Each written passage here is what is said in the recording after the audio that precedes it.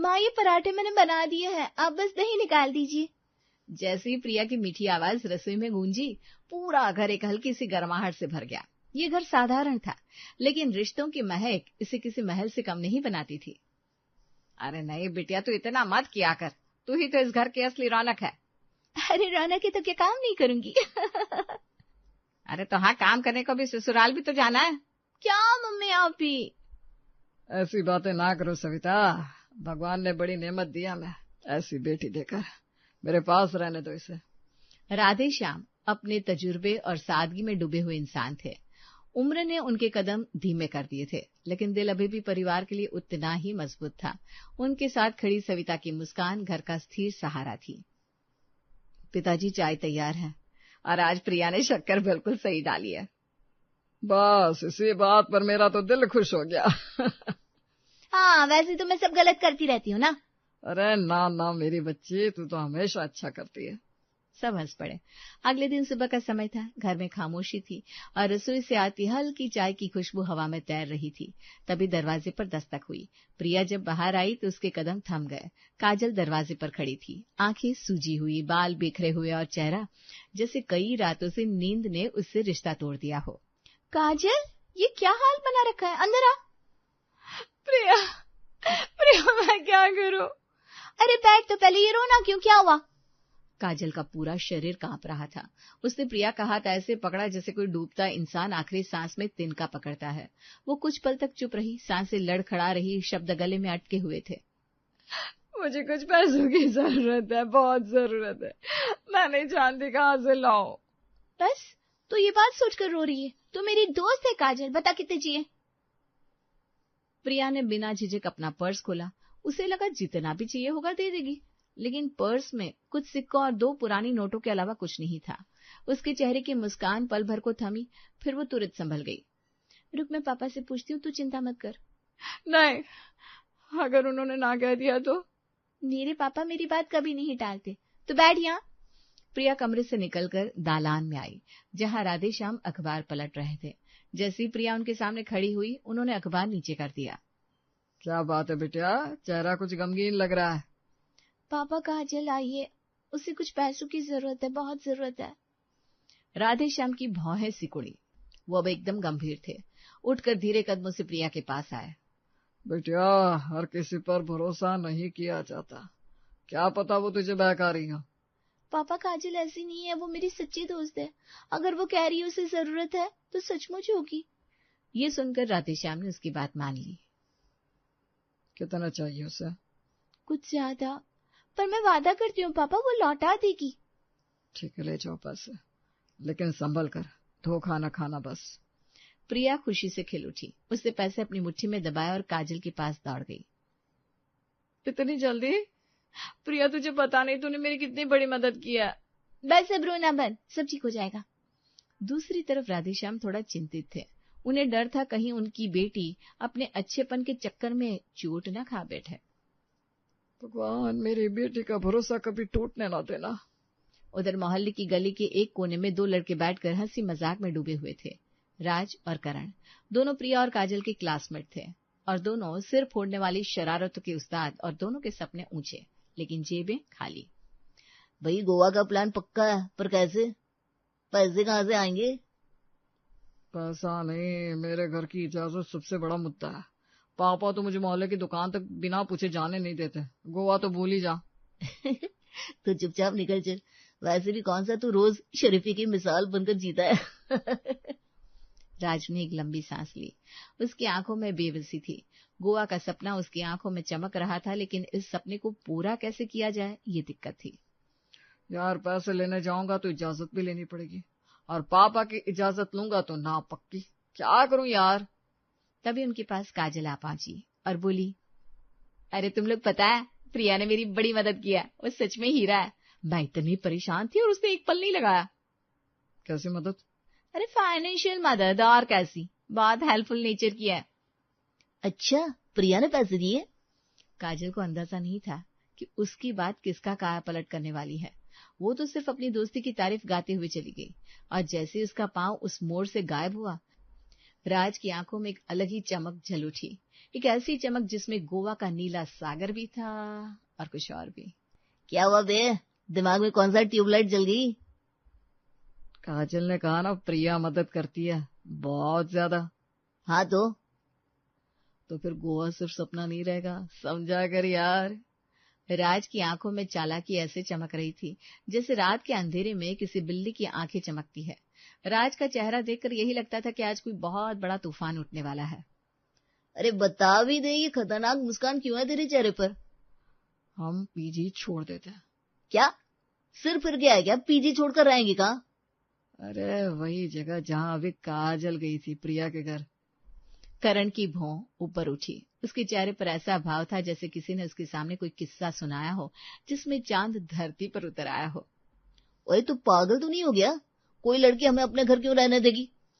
प्रिया एकदम भोली है। काजल जिसकी मदद ले सकती है तो हम भी ले सकते हैं। हम कहानी रो रो कर सुनाएंगे और वो हामी भर देगी। गोवा जाने के पैसों का इंतजाम हो जाएगा, समझा? तू यार पूरा शातिर निकला। अभी क्या देखा है, चल शुरू करते हैं नाटक। दोनों लड़के चेहरे पर पूरी मजबूरी और आवाज में पूरी बेचारगी भरकर प्रिया के दरवाजे पर पहुंचे। ऐसा लग रहा था जैसे दो दुखों की प्रतिमाएं इंसानी रूप में आ गई हो। अरे राजकरण, ये हालत क्यों है? प्रिया, हमें पीछे से निकाल दिया गया है। हाँ, क्योंकि इस बार हमारे पिताजी ने पैसे नहीं भेजे, हम सड़क पर आ गए। प्रिया का दिल मानो किसी ने हाथ से दबा दिया हो। उसकी आंखों में बेचैनी फैल गई। वो हमेशा दूसरों के दर्द को अपना मान लेती थी और आज इन दोनों के आंसू उसके दिल में तूफान मचा गए। अरे भगवान, तुम लोग कहाँ जाओगे? मैं क्या मदद कर सकती हूँ, बताओ। सुना है तुम्हारे घर का ऊपर का कमरा खाली है, अगर कुछ दिन। बस तब तक जब तक हम कुछ और इंतजाम ना कर ले। प्रिया के चेहरे पर एकदम उदासी छा गई और उसके साथ एक मदद करने का जज्बा। उसने तुरंत सिर हिलाया और बिना सोच विचार के अंदर दौड़ गई। ऊपर कमरे की बात सुनते ही उसके मदद देने की इच्छा और भी बढ़ गई। पापा, 2 लड़के पीजी से निकाल दिए गए हैं। ऊपर वाला कमरा खाली है, कुछ दिन के लिए रख लेते हैं तो क्या जाता है? राधे श्याम जी का चेहरा अचानक सख्त हो गया। उन्हें यकीन नहीं हुआ कि प्रिया 2 लड़कों को घर में रखने की बात कर रही है। बेटा, लड़कों को घर में रखना ठीक नहीं है और उनकी कहानी मुझे ठीक नहीं लग रही। पापा, वो बेघर हो गया है, कहाँ जाएंगे? आप तो हमेशा कहते थे कि जरूरतमंद की मदद करनी चाहिए। मदद का मतलब यह नहीं कि हर अनजान को घर में घुसा लो। पापा, बस कुछ दिन प्लीज। वो बेचारे लगभग रो रहे थे। घर की सबसे प्यारी बेटी का चेहरा जब भीगता है तो राधेश्याम का कठोर दिल भी मोम सा हो जाता है। वो भले सख्त दिखते हो पर बेटी के आंसू उनकी कमजोरी थे। ठीक है, पर सिर्फ कुछ दिन, और मैं देख रहा हूँ सब। थैंक यू पापा, मैं अभी बताती हूँ उन्हें। राज और करण नीचे ही खड़े थे और उनकी चालाक आंखें आधा जवाब प्रिया के चेहरे से पड़ चुकी थी। जैसे ही वो मुस्कुराकर बाहर आई, दोनों के चेहरों पर नकली आंसुओं की जगह असली खुशी फूट पड़ी। आ जाओ, पापा ने हाँ कर दी है। तुमने हमारी जिंदगी बचा ली प्रिया। हम ये एहसान कभी नहीं भूलेंगे। घर में उनके आने से माहौल नया सा लगने लगा। सविता और शांति दोनों ही दुनियादारी में भूली थीं। लड़कों की कहानी सुनते ही उनका दिल पिघल गया। बेचारे, खाना खाया तुमने? नहीं आंटी, सुबह से एक दाना नहीं खाया। अरे ऐसा कैसे? बैठो, मैं कुछ लाती हूँ। इधर राधेश्याम दूर खड़े दोनों को गौर से देख रहे थे। उनके चेहरे पर वो शक साफ लिखा था जिसे कोई मिटा नहीं सकता। उन्हें लग रहा था कि इन दोनों की कहानी में कुछ तो गड़बड़ है। ये कुछ और ही था, कुछ बनावटी। उधर ऊपर कमरे में बैठे ही राज और करण एक दूसरे को देखकर ऐसे हंस पड़े जैसे कोई बड़ा खेल जीत गए हो। रहने का तो हो गया, खाने का क्या? अरे जैसे अभी खाना वैसे ही खाएंगे। घर की औरतों को थोड़ा सा मक्खन लगाना पड़ेगा, बस खाना खुद दौड़ कर आएगा।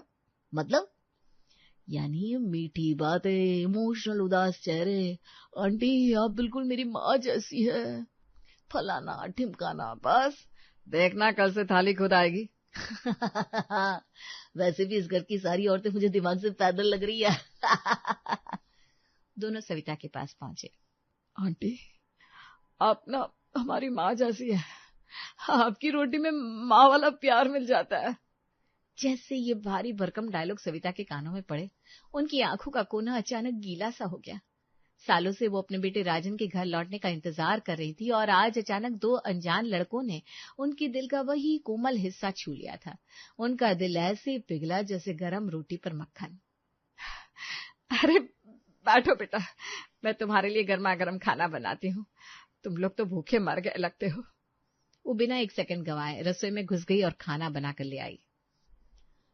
आंटी आपकी रोटी बस वाह, किस्मत में माँ नहीं पर ऊपर वाला आपको हमारे सामने भेज देता है। दोनों के बोल तो ऐसे चलते थे जैसे कोई स्क्रिप्ट राइटर हायर किया हुआ हो। सविता उन पर टूट कर दया दिखाने लगी।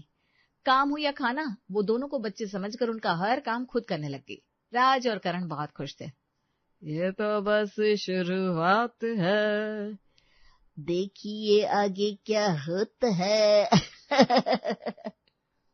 अब निशाना थी शांति, घर की बहू। वो दिन भर अकेली रह जाती थी, काम और जिम्मेदारियों में उलझी हुई। दो जवान लड़कों की मीठी मीठी बातें उसके मन की थकान पर हल्की हल्की मरहम जैसी लगती थी। भाभी, अगर आपको बुरा न लगे तो एक कप चाय मिलेगी? सिर ना दर्द से फटा जा रहा है। और भाभी, वो जो हमारा टी शर्ट है ना, थोड़ा धुलवा दो ना, कल से पहनने को कुछ भी नहीं है। शांति पहली बार हकलाई पर मना न कर पाई। वो चाय बना देती, कपड़े धो देती और दोनों की तकलीफें सुनते सुनते खुद को भी दयालु महसूस करने लगती। तुम लोग पढ़ाई में इतना थक जाते हो, खाना भी ठीक से नहीं खाते। मैं हूं ना, बता दिया करो मुझे। जी जी जी बिल्कुल। राज और करण कमरे में जाकर ठहाके लगाते थे। शांति भी फंस गई। अब घर में सब सेट। प्रिया तो खुद सोने पर सुहागा थी। राज और करण उसके सामने भूखे होने का नाटक करते तो कभी कभी अपनी जेब के छोटे मोटे पैसे भी थमा देती। ये रख लो, कॉलेज की कैंटीन में कुछ खा लेना। पता नहीं पीजी वाले कैसे लोग थे। धन्यवाद प्रिया, तुम सच में देवी हो। कुछ दिनों बाद राज और करण ने नया तांडव सोचा। उन्हें घर में पार्टी करनी थी, पर उन्होंने प्रिया से कहा, प्रिया, हम कल अपनी ग्रुप स्टडी में बच्चों को बुला रहे हैं। थोड़ी पढ़ाई, थोड़ी डिबेट करेंगे। अरे वाह, तो मैं भी साथ में पढ़ लूंगी। राज और करण के चेहरे पर अचानक वो डर आया जैसे किसी चोर को पूछताछ में पकड़ लिया गया हो। नहीं नहीं, ये लड़कों की स्टडी है ना, अलग सेक्शन है, तुम कैसे आ सकती हो? हाँ प्रिया, हमारा माहौल ना थोड़ा अलग होता है, तुम्हारे लिए ठीक नहीं रहेगा, अंकल बुरा मान जाएंगे। अच्छा ठीक है। प्रिया को ये बात चुभी। उसने पहली बार महसूस किया कि ये दोनों कुछ अजीब है। वहीं दूसरी तरफ दालान के कोने में खड़े राधेश्याम पूरे दृश्य को मौन होकर देख रहे थे।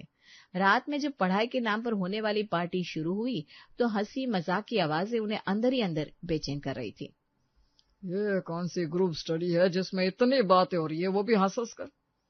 ऊपर कमरे से स्टडी से ज्यादा मस्ती की आवाजें आ रही थी। ग्लास की टकराने की खनक, जोर की हंसी, तेज म्यूजिक। राधेश्याम का शक और गहरा हो गया। वो चुपचाप अपनी छड़ी उठाते हैं और कमरे की सीढ़ियां चढ़ने लगे। आज मैं सब समझूंगा कि माजरा क्या है। वो कमरे के बाहर खड़े हो गए। अंदर से आवाजें साफ आ रही थी। भाई, रोज ऐसा खाना मिलता रहे तो गोवा जाने की क्या जरूरत है? बात तो सही है, मजा आ रहा है भाई। एंजॉय करो, अपना ही घर समझो।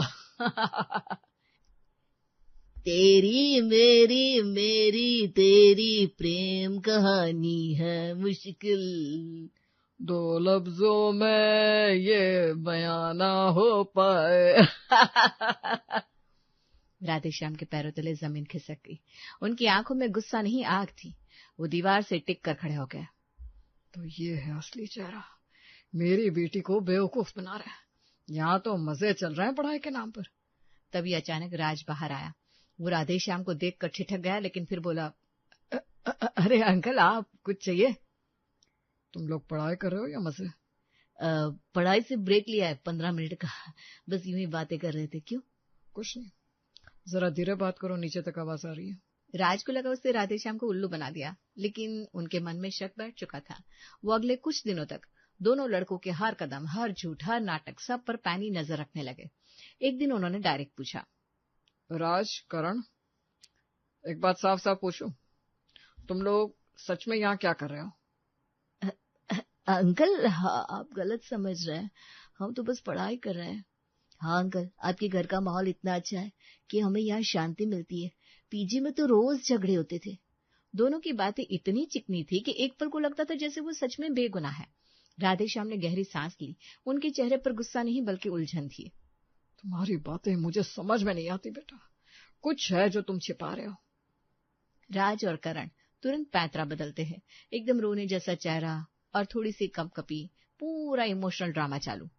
अंकल, हम आपके जैसे लोगों की इज्जत करते हैं, आप हम पर शक कर रहे हैं, दिल टूट गया हमारा। अंकल, दुनिया बदल रही है पर भरोसा नहीं, हम पर शक। धीरे धीरे उनके शब्द दीवारों की तरह राधे श्याम के मन को घेरने लगे। वो जिस सच को जान रहे थे उसे ये दोनों लड़के झूठ की परतों से ढकने की कोशिश कर रहे थे। उधर प्रिया को जब ये बात बताई गई तो उसने उल्टा अपने पापा पर ही उंगली उठा दी। पापा, आपको हर किसी में शक क्यों दिखता है? ये दोनों बहुत अच्छे लड़के हैं, पढ़ाई करते हैं, आपकी सोच गलत है। तो अब मैं गलत हो गया बेटा? हाँ, कभी कभी ना आप जल्दी फैसला कर लेते हो। राधे श्याम की रीढ़ में एक ठंडी सी हिरन सी दौड़ गई। बेटी की आंखों में विश्वास नहीं बल्कि जिद थी, जो सच्चाई को देखना ही नहीं चाहती थी। लेकिन वो कहते हैं ना, झूठ की उम्र लंबी नहीं होती। एक रात राधे श्याम बाजार से लौट रहे थे। वो जैसे ही मोड़ पर पहुंचे उनका दिल धक से रह गया। अरे आओ ना, ऊपर कमरा खाली है, प्रिया तो सो जाएगी, मजा आएगा, चलो। आज पार्टी डबल हो जाएगी। ये देखकर राधे श्याम हैरान रह गए, पर बोले कुछ नहीं, क्योंकि उन्हें पता था घी सीधी उंगली से नहीं निकलेगा। अब बताता हूँ तुम लोगों को। अगली सुबह राधे श्याम तैयार होकर घर से निकले और किसी के साथ वापस लौटे। वो राज के पिता थे। उनमें से किसी को नहीं पता था, पर वो दोनों कलीग थे। आपका बेटा राज बहुत अच्छा और प्यारा है, सोचा आपको लंच पर बुलाऊं। अच्छा, पर राज तो पीजी में है, मतलब आपको कैसे मिल गया? यही वो पल था जब राधे श्याम ने सारा सच सामने रख दिया। नहीं साहब, राज पीजी में नहीं है, वो तो पिछले कई दिनों से मेरे घर में रह रहा है। आपने पैसे नहीं दिए ना? मैंने पैसे नहीं दिए? नहीं भाई, ऐसा तो कुछ भी नहीं है। अभी सच पता चल जाएगा। राज, करण, यहाँ आओ नीचे। कुछ ही मिनटों में राज और करण वहां खड़े थे। असली डर उनके चेहरे पर पहली बार दिखा। तू पीजी में था या किसी और की इज्जत लूटने में लगा था? पापा वो अंकल, हम तो बस। चुप, निकल जाओ दोनों अभी, इसी वक्त। दोनों लड़के ऐसे भागे जैसे किसी ने आग लगा दी हो। घर में एक भारी सन्नाटा फैल गया। आई एम सॉरी, आपने मेरे बेटे की वजह से ये सब झेला। मैं चलता हूँ अब। प्रिया जमीन पर बैठी रह गई।